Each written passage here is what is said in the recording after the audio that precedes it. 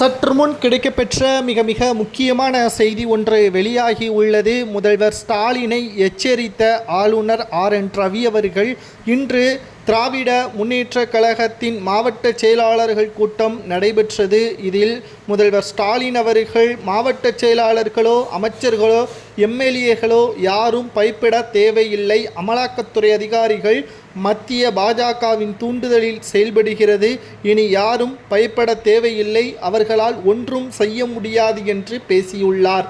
மேலும் ஆளுநரும் இதற்கு உதவியாக செயல்படுகிறார் என்றும் பேசியிருந்தார்.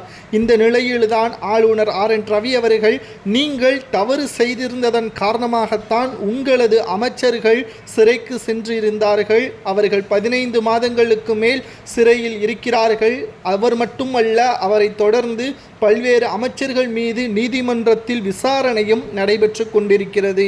உங்களது வீட்டில் அமலாக்கத்துறை அதிகாரிகள் சோதனை செய்தால், உங்களது வீட்டில் எந்த ஒரு ஆவணங்களும் இல்லாமல் இருந்தால் உங்களை எதற்காக அவர்கள் கைது செய்ய வேண்டும்?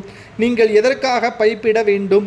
நீங்கள் தவறு செய்யக்கூடிய காரணத்தினால் மட்டும்தான் மத்திய பாஜகவை பார்த்து பயப்படுகிறீர்கள், அமலாக்கத்துறை அதிகாரிகளை பார்த்து பயப்படுகிறீர்கள் என்று நேரடியாகவே ஆளுநர் RN ரவி அவர்கள் எச்சரிக்கை செய்துள்ளார். தமிழகத்தை பொறுத்தளவிற்கு ஆளுநர் RN ரவி அவர்களது பதவி காலமும் முடிந்துவிட்டது. சுமார் 6 மாதங்களுக்கு மேல் ஆகிவிட்ட நிலையிலும் இன்று வரை அவரது பதவியை மாற்றி புதிய ஆளுநர் தமிழகத்தில் நியமிக்கப்படவில்லை.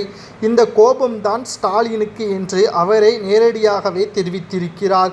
இருந்தபோதிலும் அவர் கூறுவது சரியா தவறா?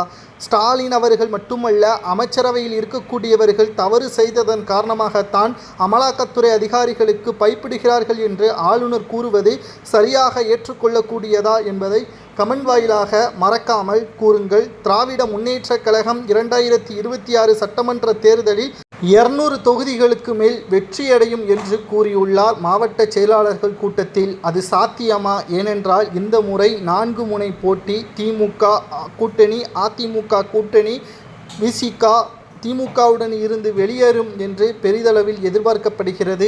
மேலும் விடுதலை சிறுத்தைகள் ஒருவேளை அதிமுகவுடனோ அல்லது தமிழக வெற்றி கழகத்தினோடோ கூட்டணி வைத்துவிட்டால் நிச்சயமாக மாற்றங்கள் ஏற்படும் என்றும் கருத்து கணிப்புகளும் வெளியாகியுள்ளது. இந்த 4 முனை போட்டியில் நாம் தமிழரையும் நாம் கணக்கில் சேர்த்து கொள்ள வேண்டும். தற்பொழுது தமிழகம் பெரிதளவில் எதிர்பார்த்து கொண்டிருக்கின்ற சட்டசபை தேர்தல் வருவதற்கு இன்னும் 12 மாதங்கள் தான் இருக்கிறது. 12 மாதங்கள் திமுகவின் ஆட்சி மிக சிறப்பாக இருந்தாலும் வெற்றியடைவதற்கு வாய்ப்புகள் இருக்கிறதா என்பதை மறக்காமல் கூறுங்கள்.